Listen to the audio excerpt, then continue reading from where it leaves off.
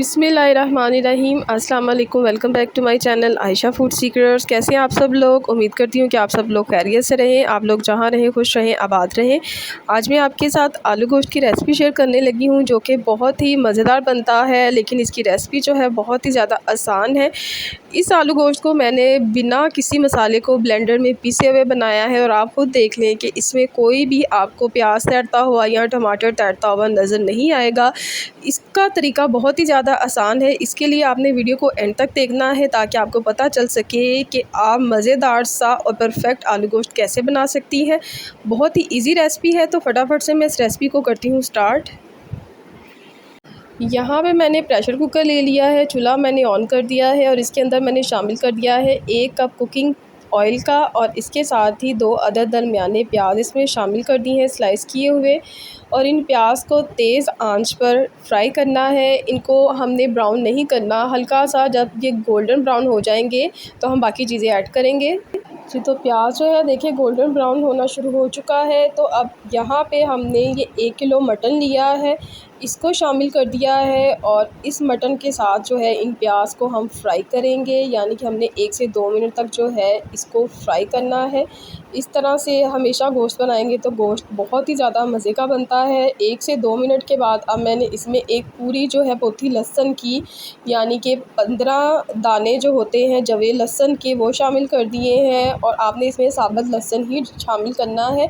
इससे जो है गोश्त की स्मेल भी ख़त्म होती है और जायका भी बहुत अच्छा आता है। तो यहाँ पे मैंने 1 टेबलस्पून कुटा हुआ अदरक शामिल कर दिया है और इसको भी हल्का सा हम गोश्त के साथ भून लेंगे ताकि अदरक लहसुन का जो एक फ्लेवर है वो गोश्त के अंदर आ जाए।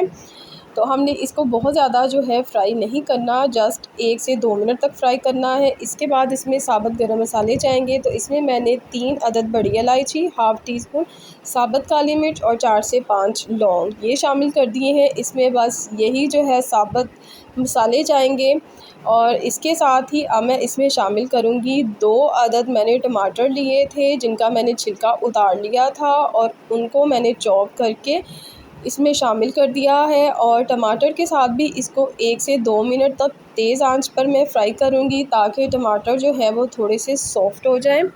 तो अब जो है हम इसमें स्पाइसेस ऐड करेंगे। तो यहाँ पे मैंने शामिल कर दी है 1 टीस्पून हल्दी पाउडर का, 2 टीस्पून मैं इसमें शामिल करूँगी पिसी हुई लाल मिर्च का और इसमें जाएगा धनिया पाउडर 1 टेबलस्पून और इसके साथ ही नमक इसमें हस्बे जायका जाएगा। बहुत ही कम मसालों में इतना मज़े का आलू गोश्त बन के रेडी होता है।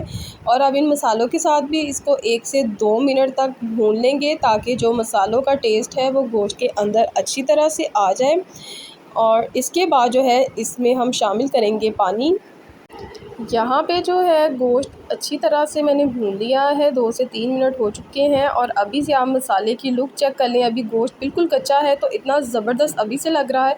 और अब यहाँ पे जो है मैंने 1.5 कप, ये 1 मग जो हमारे घरों में होता है जिसमें हम चाय पीते हैं, वो 1.5 कप पानी शामिल कर दिया है और इसके साथ ही प्रेशर को बंद कर दिया है। और जैसे ही सीटी बोलेगी तो ठीक जो है 20 मिनट के बाद मैं इसको उतार दूँगी। गोश्त में हल्की सी कसर होनी चाहिए। जी, तो 20 मिनट के बाद मैंने प्रेशर को खोल दिया था। गोश्त में हल्की सी कसर है लेकिन गोश्त गला हुआ है। हमने गोश्त को इसलिए पूरी तरह नहीं गलाया क्योंकि हमने इसमें दही डाल के इसके साथ भी भुनाई करनी है और आलू भी डालने हैं, तो आलू के साथ भी जो हल्की सी गोश्त में कसर होगी वो पूरी हो जाएगी। तो अब जो है मैंने 1 कप दही शामिल कर दी है और अब मैं दही का पानी खुश्क कर लूँगी।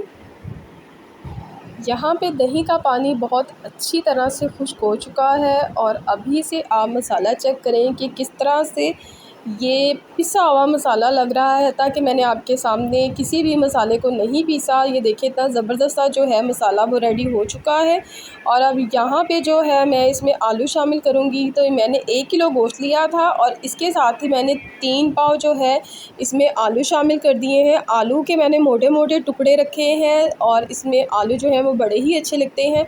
और अब जो है आलू के साथ मैं 4 से 5 मिनट तक तेज़ आंच पे भून लूँगी ताकि आलू पे जो हल्का सा गोल्डन कलर आ जाए और वो खूबसूरत लगता है। तो इसको मैं 4 से 5 मिनट तक भूनूँगी। आलू को अच्छी तरह से भून लिया है और अब मैं इसमें शामिल करूँगी हस्बे ज़रूरत पानी।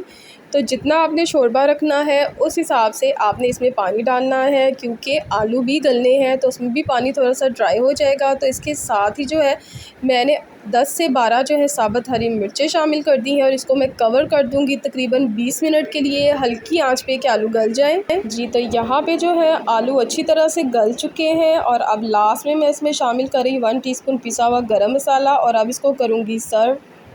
जी, तो देखा आपने आलू गोश्त को बनाना कितना आसान है और कितनी आसानी से इतना मज़ेदार सा आलू गोश्त बन के तैयार हो जाता है। आपको मेरी ये रेसिपी कैसी लगी है आपने मुझे कमेंट्स में ज़रूर बताना है, और अगर आपको मेरी वीडियो अच्छी लगी है तो आपने मेरी वीडियो को लाइक करना है, शेयर करना है, और अगर अभी तक मेरे चैनल को सब्सक्राइब नहीं किया है तो मेरे चैनल को सब्सक्राइब कर लीजिए। मिलूँगी नेक्स्ट वीडियो में किसी अच्छी सी मज़ेदार सी रेसिपी के साथ। अपनी दुआओं में याद रखिएगा। इजाज़त दीजिएगा। अल्लाह हाफ़िज़।